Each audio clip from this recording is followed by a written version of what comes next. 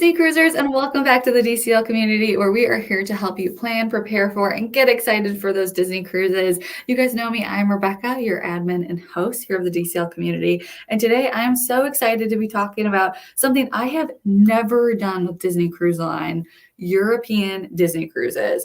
I'm so excited. I have a list of questions that I'm excited to ask. But as you guys are coming in, please say hello. Let us know where you're watching from so that we can say hi back. And as people are coming in, Stacy, do you want to go ahead and introduce yourself? Sure. Hi, everyone. I'm Stacy Johnston, and I'm from Marvelous Mouse Travels. And I have been with them now for over 3 years. Marvelous Mouse Travels is an amazing agency. We have almost 300 agents, and it seems like a family. And so just so blessed to be working with them. I started with this. Interestingly, I'm actually also a physician, which seems like so crazy to be a physician and a travel agent. But I've been so blessed to have the ability to travel with my family all across the world. I've been on African safaris. I've been all over Europe. I've been on many cruises from different cruise lines. And so I enjoy that travel experience so much. And during COVID, when I wasn't seeing as many patients, it was an opportunity for me to try something new. You know, everyone was learning something new. People took up guitar, and I became a travel agent during COVID. So, So fun. and I love it. And I love helping people plan these amazing journeys and adventures from weddings. I've done weddings on cruise ships to honeymoons to family gatherings and all sorts of just fun times on cruises, and particularly Disney cruises. So fun. Oh my gosh. Okay. So it seems like you are going to be the best resource. So if you guys want to reach out to Stacy, that's her information up on screen. Her planning services are totally free for you to use. So as we're going through, feel free to ask questions. Let us know what's on your mind when it comes to either Disney cruises or just travel in Europe in general. And again, Stacy's resources are totally free. So always know you can reach out to her. But let's dive in. Does Disney even do European cruises? I'm assuming the answer is yes. And if so, where do they go? Yeah, so great question. The Disney Dream is the cruise ship that we went on, and that's a cruise ship that they're using for 2024. Some rumors about the Fantasy for 2025, so we'll see what happens there. Ooh. But we have so what happens is the Disney Dream will do an amazing transatlantic cruise, so from the U.S. to Europe.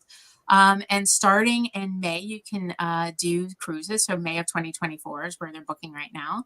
And they start typically in more of that Mediterranean area. So May and June, you're going to be in Barcelona, Rome. You will do that typical Mediterranean cruise. Some of them do go up to Venice, and then you've also got the Greek Isles, and so Santorini, Mykonos, and all those amazing Greek Isles. Of course, Athens is included in that area.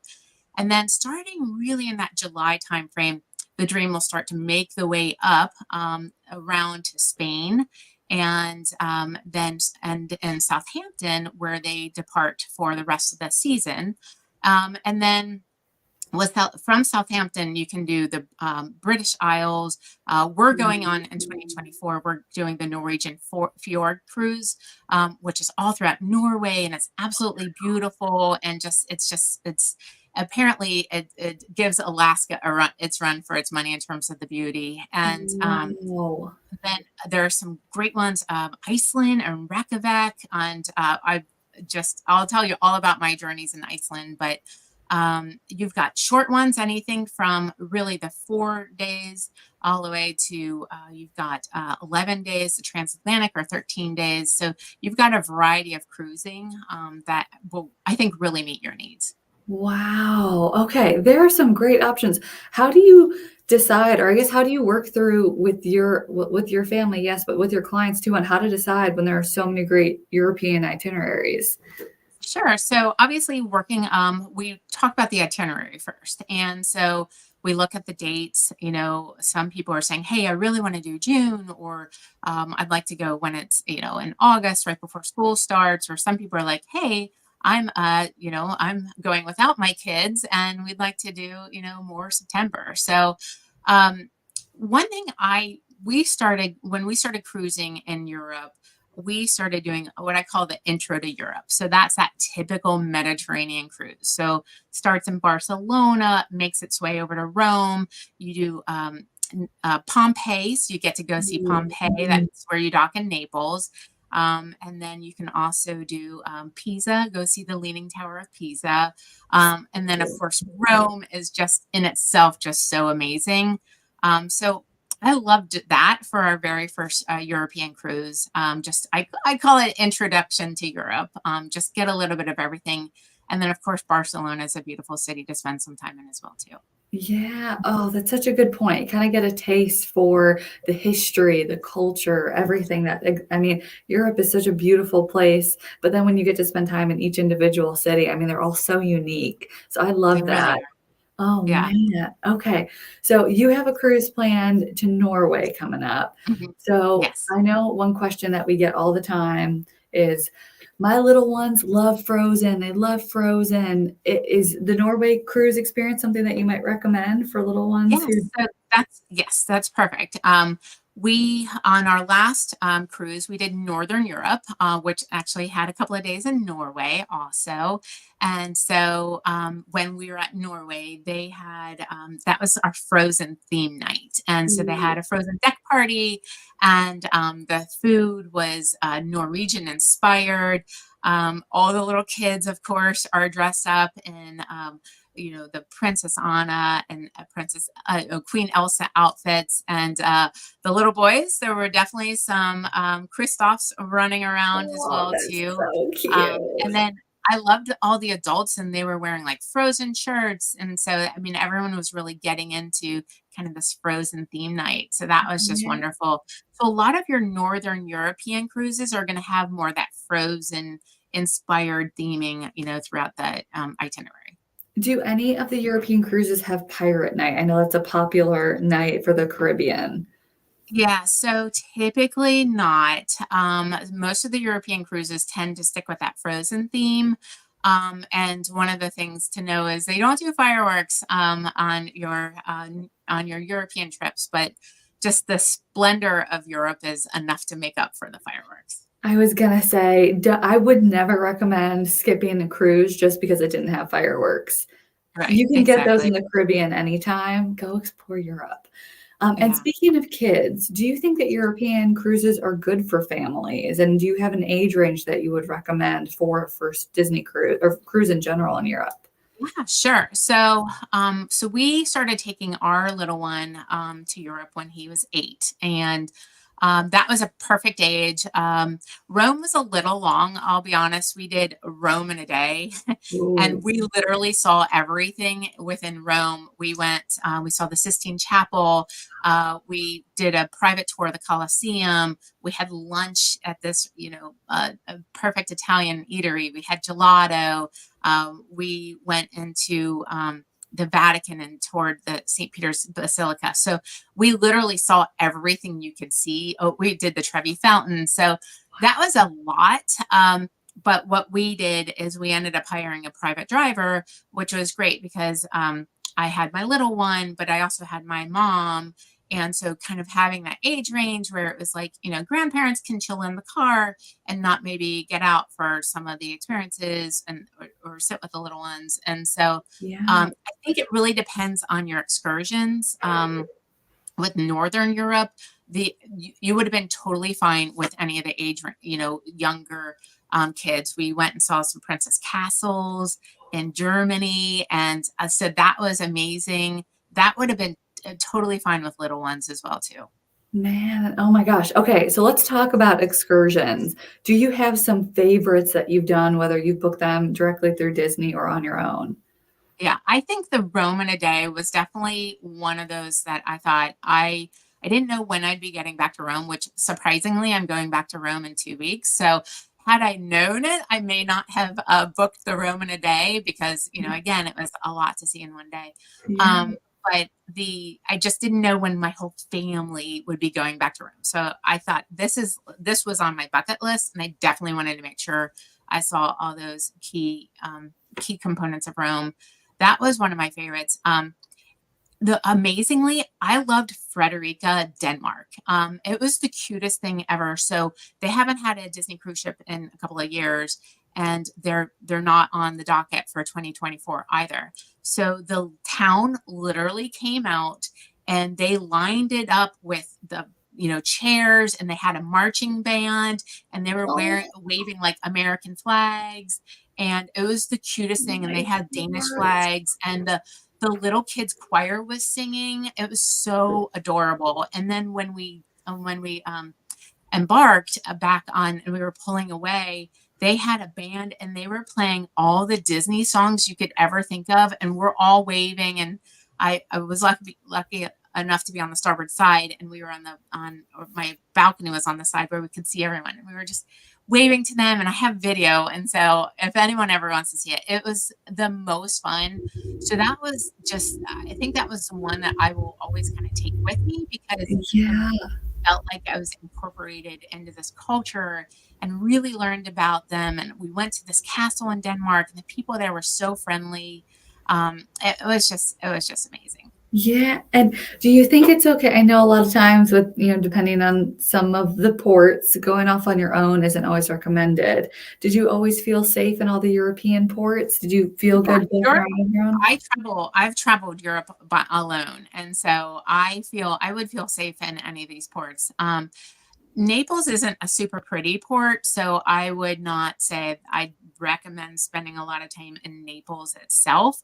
So Naples is where you're going to dock in order to go to Pompeii. So definitely, I would say, when you go to there, Pompeii on your own also I wouldn't recommend. So I would, when you go to Pompeii, I definitely would recommend getting a guide or doing one of the Disney Cruise Line excursions. When we did Northern Europe, I wasn't as familiar with those countries. So it was Germany, Norway, Sweden. We did Sweden on our own. So we booked that through Disney. It was basically the transportation. We just had to meet back at a particular time. And so I was able to, Sweden, I was able to kind of figure out where we wanted to go, like the ABBA Museum. And so that was so fun. So there's a combination. And I can help, my clients help you figure out, like, okay, this is one where I'd recommend sticking with an excursion, or this is one that I think you can do on your own. Like Rome, in order to do everything that we wanted to do, we hired a private driver. And that just really made a lot more sense, because then we got all the skip of the, go to the head of the line tickets, and instead of having Yeah, to wait in line for tickets. So that was really helpful. A lot of times, all the skip the line opportunities are if you are with a tour group or a tour guide. good. And then, the history of all these castles. So we went on all, in my Northern Europe one, we did all the Disney excursions. So we didn't do any on our own.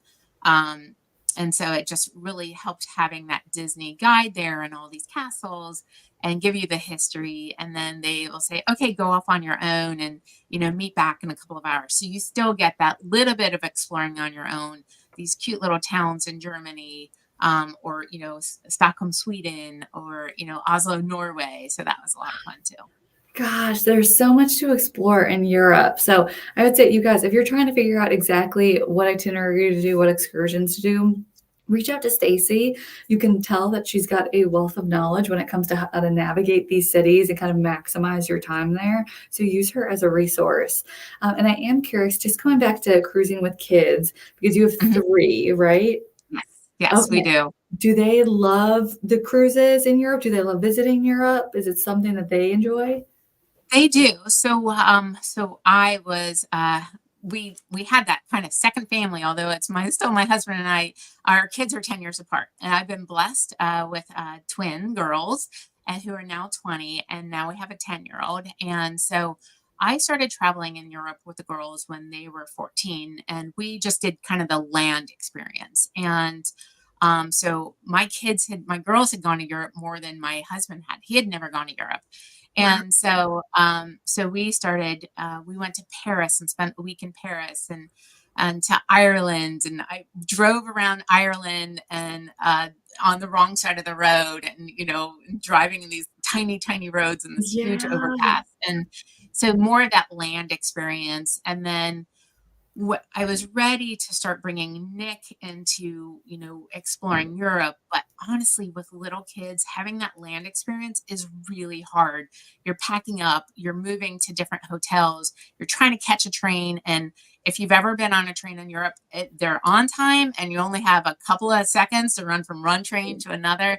And so I usually am kind of shying some of my clients away from like, hey, I want to, explore Europe and take the train everywhere. And so people with younger families, I usually recommend, hey, let's do a cruise.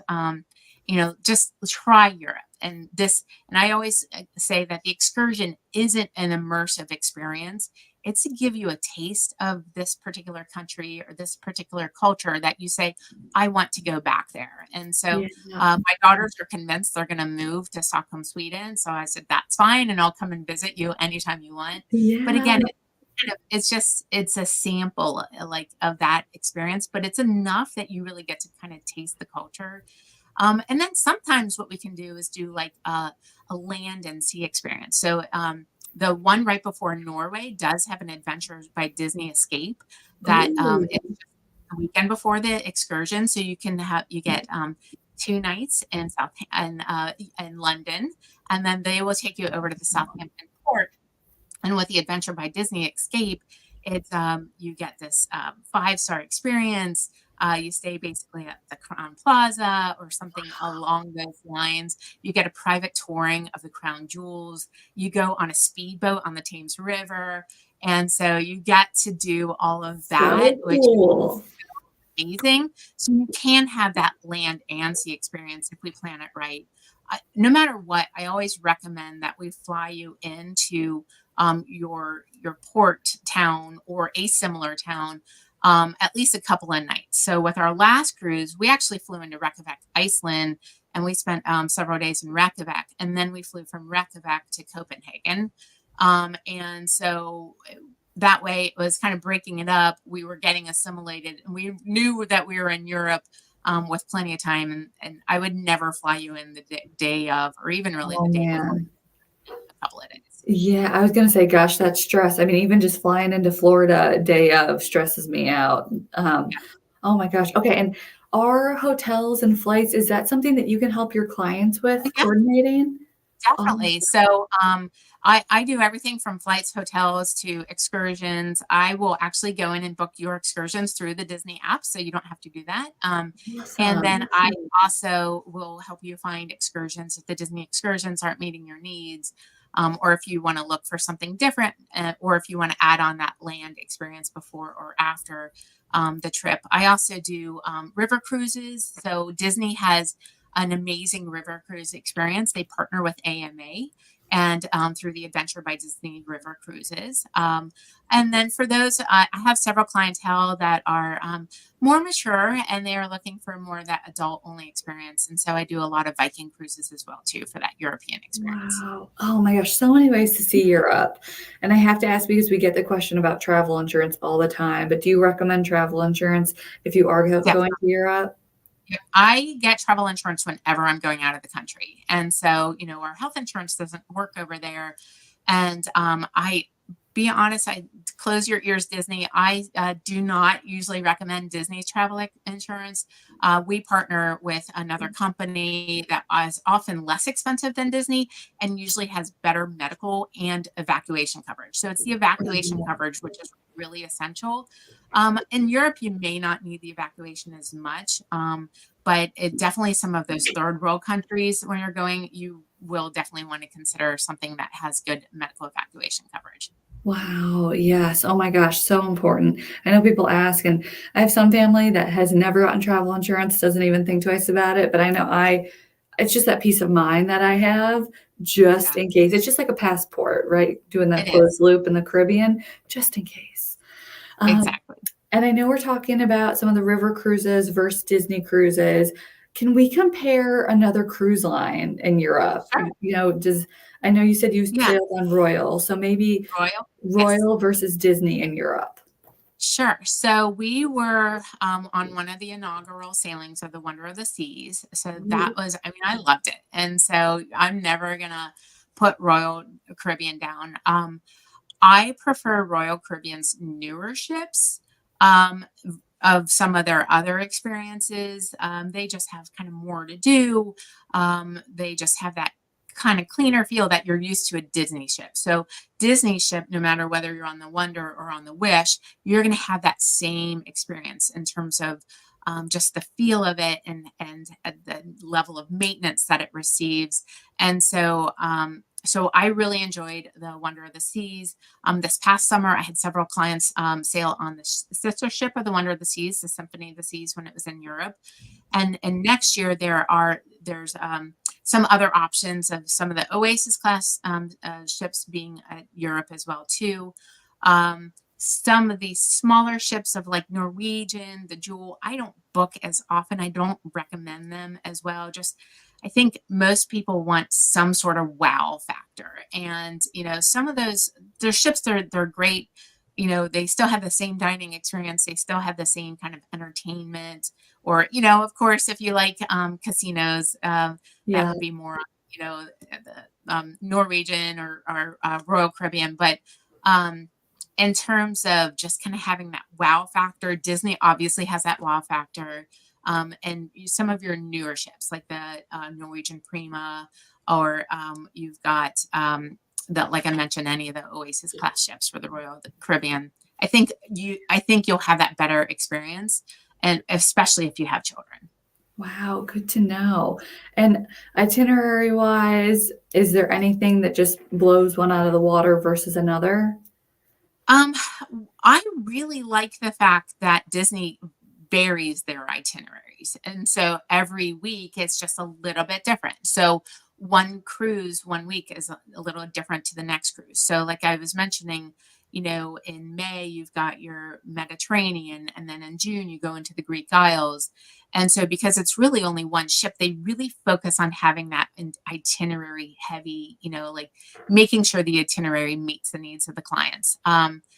Whereas Royal Caribbean does, it's basically a loop. And so you're going to start in Barcelona, and then you'll go over to Naples, as I mentioned, to Pompeii. You'll do a Palma de Mallorca, just off the coast of Spain, and then you'll dock in Rome. And it's interesting, people disembark in Rome, and new people come on, and then they make their way over to Barcelona, where another group will disembark and come on. So that's that kind of that closed loop that a lot of Royal Caribbean does. They make their way. They also have Northern Europe, British Isles. Carnival does a lot in Ireland. So that British Isles experience. Disney has one British Isles itinerary. But if that doesn't meet your needs because of the time, I believe that one's in September, then we can look at other cruise lines like Royal Caribbean or Carnival, Norwegian. Those are usually the four I recommend for that kind of that family experience. And for those that are older, like I said, I book a lot of river cruises. One thing that's nice about the river cruises is it's all inclusive. Alcohol is included. Ooh. All your excursions are included. So by the time you price out excursions, you've paid for a high-end river cruise. In some cases, not in Yeah. every case, but so I do book a lot of the river cruises. And again, the Adventures by Disney river cruises, you can't beat them. Yeah, and the river cruises, those are more of like an intimate experience, right? It's not like 5, 6,000 people. No, it's the Viking ships and the AMAs are going to be about 190, 192, Wow. 195. So it's a much more intimate experience. So they all the dining times are at the same time. You go and you are sitting with some folks that you'll be meeting tonight for dinner. And then the next night you might be sitting next to another group. But usually by the end of the week, you've met almost everyone of the 192 guests on board. So Wow. Oh my gosh. Okay. I think I might need to do a river cruise. That sounds I fun. know. They're fun. Europe is very port intensive. So, um, and on our Northern Europe cruise, we have 1 day at sea. So if you're like, hey, I'm a day at sea type of person, we might want to consider different itineraries. I recommend more of the Caribbean experience because those excursions, those time at port are shorter. So your Caribbean experience might be 3 hours, or you just are experiencing all the cool things to do. Europe, you've got 10-hour long excursions. Obviously, you don't have to be there that whole time, but it's very similar to Alaska. Making sure that if you want to use all of that time to go and experience these amazing places that you may or may never get back to. And that's kind of the way we view it. We're like, if we're going to be here, we're going to use every single minute that we can in these ports. And so we've been known to be sometimes those pure runners that you're just, kind of waiting to get on the ship right before they close. But that's why we often, and some of these countries will do Disney excursions just because they won't leave without you. If you're with Disney and you're the last person on the ship, they won't leave without you because you're part of a Disney excursion. Yes, definitely something to keep in mind. And I know with all the exploring, we're going to get the question of, okay, but how does the weather compare? So, is this packing in layers? Does it depend on the itinerary you're doing? How do you pack for Europe versus maybe Alaska or Caribbean? Yeah, sure. So it depends kind of where you're going. So that Mediterranean, it's pretty warm, but and I can help you talk through because there's a lot of European culture, culture type of things you need to be aware of. So what to wear in a cathedral? You can't go in a tank top. So so Oh, we'll talk about like what should women wear, what should men wear when they're going to some of these religious sites. And so definitely dress for more warm weather in that Mediterranean Greek Isle area. And then as you head up the coast, more that Northern Europe, you're going to want to dress in layers with raincoats. And so Iceland, we were in jeans pretty much every day with, kind of a lightweight sweat long sleeve shirt on and a raincoat pretty much every day in Iceland. And Oslo is raining, but I have some of my favorite pictures are all of us in ponchos in Oslo. So the rain won't slow us down at all. And so it really, so that Northern Europe, you're going to want to dress in layers, more, long sleeve, more kind of long pants type of thing. And then, of course, as I mentioned, Mediterranean. But in Europe, they dress a little nicer than many of us Americans. We're used to kind yeah. of shorts and t-shirts, but in Paris, in France, that's going to be more of your dressier, kind of blousey type of outfits for women, skirts, and sneakers are usually a no-no in some Oh, of these man. European countries. I mean, you can wear sneakers, but they'll definitely know you're a tourist, from a mile away. So a good pair of walking sandals and little things to know, like, how much do you tip? And so tipping is a very American custom. I always tip, but it's usually like throw a few euros on the table instead of tipping 15%. It's just kind of some of the things that are more European custom. That's such a good point. I'm so glad you brought that up. So, tipping is something, especially from our friends in other countries, which, by the way, can you help book people who aren't in the US? Can you book European residents, Asian residents, anybody? Yes, so we can. Royal Caribbean is a little bit different. So if you're interested in Royal Caribbean, please let me know and I can get you with one of our partners that books international clients. But yes, we can for many other countries as well too. Awesome. Okay, so good to know. And then I guess gratuities on board stay the same, right? Yes, so it's the same as if you're going to the Caribbean. And I mean, we always tip a little extra, usually towards the end. We give our stateroom attendant extra, our servers as well, and just some people who've made our trip wonderful. Whether it's a bathroom attendant or just someone that kind of made it a little special for us. So we always tip extra. And if you talk to the folks that are on the Disney cruise, many of them haven't seen their families in like 4 or 5 months. And they strive so hard to give you an amazing experience, which is why I will always choose Disney for that great customer experience and that great customer service. And so we usually also tip on top of the prepaid gratuities. Yeah, I was gonna say those people, they work so, so hard. They And I really guess do. when you're visiting these different ports, are you going and getting your cash converted once you're over there, or are you tipping with American dollars? So we usually convert our dollars. So interesting fact, if you take your debit card, it will convert at your bank's rate instead of like at a money exchange rate, because those rates like at the ports are always higher. So Oh, I've been known to take my debit card wherever country I'm in. And just get some extra cash. Now, the last one, the Northern European, every country we were in had a different currency.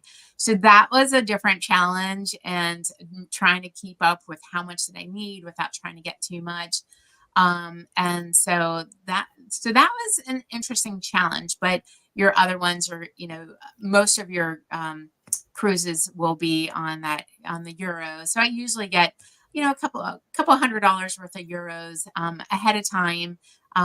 Most banks will do it nowadays, although last time our bank said no, so we went oh. and we just took some money out from our debit card, and it came out in the currency we were hoping to get.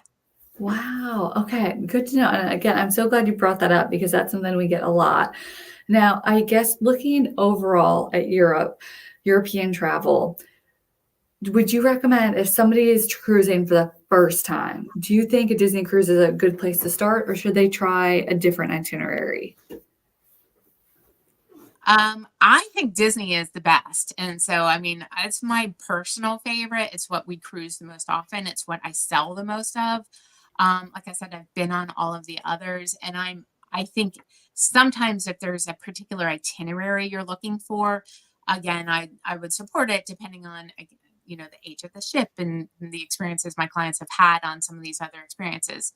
Um, and so I think Disney is a great cruise for first time cruisers. I will say once you go on Disney, you will be addicted. And so I do True. tell all of my clients that Disney cruising is addicting. It's so true. It is the most expensive habit, and It really is. you can't stop once you start. Okay, so I guess looking ahead to your cruise to Norway coming up, what are you most excited about? What's your family most excited about? So, I mean, for me, my kids are in college. The girls are in college.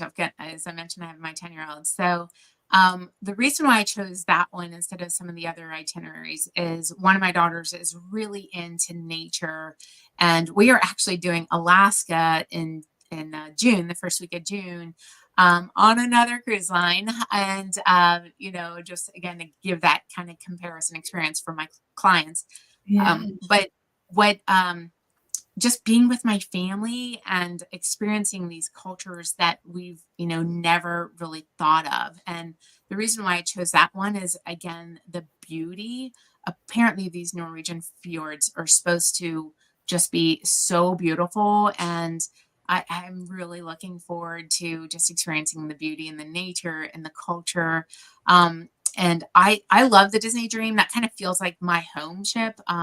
We live in Florida, and so when the Dream was doing the 3 and the 4 nights out of Port Canaveral, that was my first cruise, was on the Disney Dream. And then we ended up cruising it twice last year, on one week and for spring break, and then another week for that one that I mentioned. And so I've gotten to know so many of the cast members, because a yeah, lot of the cast members and the servers are there for multiple cruising. And so the violinist Jordan has been on many of my cruising. love And Jordan. shout out to Chris from the adult entertainment. Chris is hilarious. And so please ask for Chris. And the bingo staff has been the same for the past year, and they just crack me up. And so it's that experience, because I really feel like they recognize me now when I go on these ships. And Jessica, she does all the music trivia, the adult only music trivia. And again, I have 20-year-olds, and they still love Disney cruising, and we do all Yes, of the adult only activities. Because Nick, as soon as dessert comes, actually he often skips dessert, and so he's like, I'm heading up to the Oceaneer Club, and pick me up for the show. So, and then we and go and hit the adult only music trivia, and it's very competitive, just to let you know. And so when I yeah. get something wrong, I think, oh gosh, I've got to remember that song for next time. So Right. Oh my gosh, yeah. I was gonna say, If anybody out there thinks that Disney cruises are just meant for little kids, you are so wrong. Kids of all ages love them, including the 20-somethings. I had Right, some of the best times of my life on a Disney cruise when I was a teenager and a 20-something. So get that out of your mind. Disney cruises for right. everybody. Oh my Exactly. It gosh. really is. Oh, well, I am so excited for your cruise. I can't wait to see all of the pictures and that Alaska comparison. Maybe we should do an event all about Alaska across the different cruise lines so that we can give people Yeah. kind of a good basis. But thank you so, so much for your time. If you guys want to plan your cruise, whether you want to cruise with Disney, or any other cruise line in Europe, reach out to Stacy. That is the link to the DCL community page, and I'll make sure that this gets in the comments as well for everybody. But if you have any questions, reach out to her. She is here to help. Stacy, thank you so much again, and we will see all y'all on board real soon. Bye, guys. All right. Sounds great. Thank you. Bye bye.